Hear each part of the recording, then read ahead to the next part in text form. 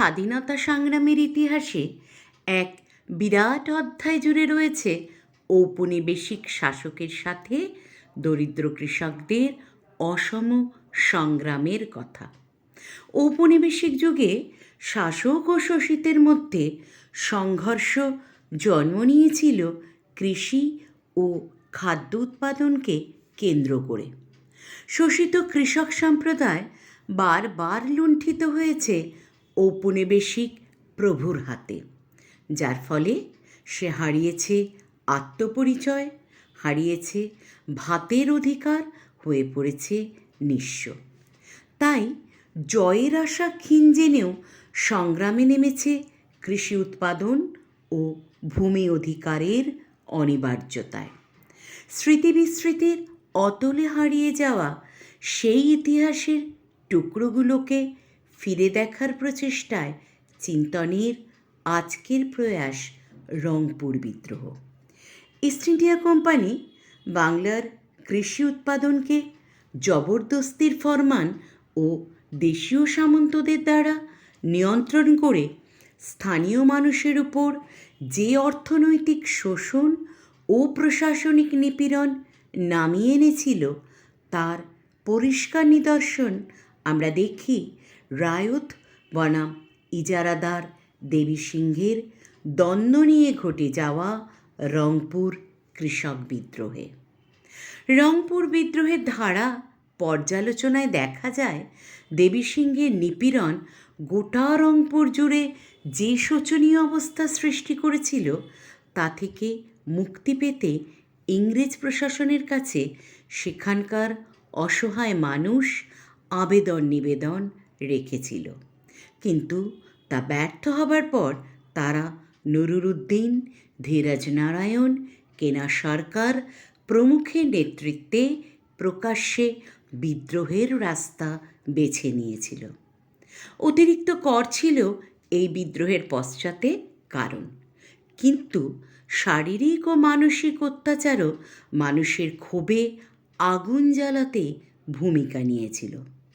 ইংরেজ তথা দেবী সিংহের চাপিয়ে দেওয়া অতিরিক্ত করের বোঝা, ৭৬ মন্বন্তর ও মহামারীতে আক্রান্ত এক অন্ধকার চিত্রপটের মাঝে দিশেহারা কৃষক, সাধারণ প্রজা ও খাজনা দিতে অপারগ জমিদারেরা ১৭৮৩ সালের জানুয়ারিতে রংপুর পরগনা জুড়ে এই বিদ্রোহ শুরু করে।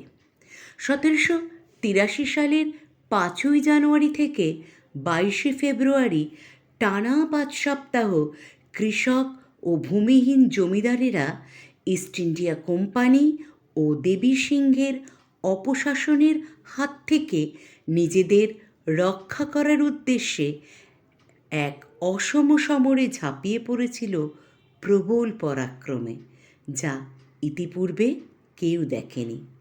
বিদ্রোহী কৃষকেরা এই সময় নুরুল উদ্দিনের নেতৃত্বে টেপাক গ্রামে একটি স্বাধীন সরকার গড়ে তুলেছিল, যে সরকার প্রায় ৫ সপ্তাহ স্বাধীনভাবে কাজ চালিয়েছিল। এই স্বাধীন সরকারের প্রধান কর্মসূচি ছিল দেবী সিংহকে খাজনা না দেবার জন্য হিন্দু মুসলিম ঐক্য শক্তিশালী করা, স্বাধীন সরকার ও বিদ্রোহ পরিচালনার জন্য দিন খরচা বা চাঁদার ব্যবস্থা করা, খাজাঞ্চিখানা লুণ্ঠন করা ও ডাকলিগঞ্জের জেলখানা থেকে বন্দি কৃষকদের মুক্ত করা। ইতিমধ্যে সমগ্র কোচবিহার ও দিনাজপুরে বিদ্রোহের দাবানল ছড়িয়ে পড়লে রংপুরের কালেক্টর রিচার্ড গডল্যান্ড সেনাপতি ম্যাকডোনাল্ডের নেতৃত্বে এক বিশাল সেনাবাহিনী পাঠান বিদ্রোহ দমনের জন্য। বিদ্রোহীদের সঙ্গে ইংরেজ সেনাদের তুমুল যুদ্ধে নুরুল উদ্দিন আহত ও বন্দী হন।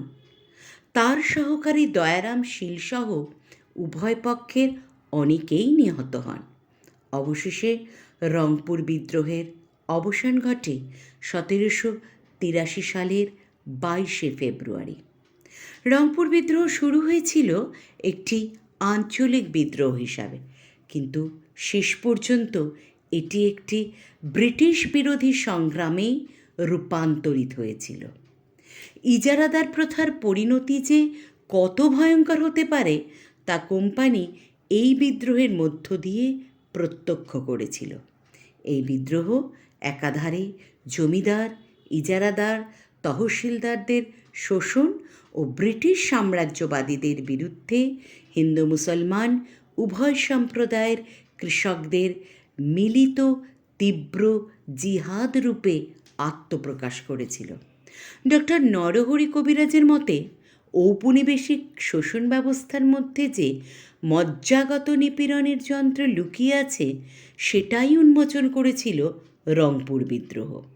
পরাক্রমশালী ব্রিটিশ বাহিনীর সামনে রংপুরের বিদ্রোহীরা টিকতে পারেনি ঠিকই, কিন্তু তারা প্রতিবাদের যে বীজ বপন করেছিল তাই ধীরে ধীরে সাঁওতাল নীল বিদ্রোহ হয়ে 100 বছরেরও কম সময়ের মধ্যে সর্বভারতীয় সিপাহী বিদ্রোহের রূপ নিয়েছিল।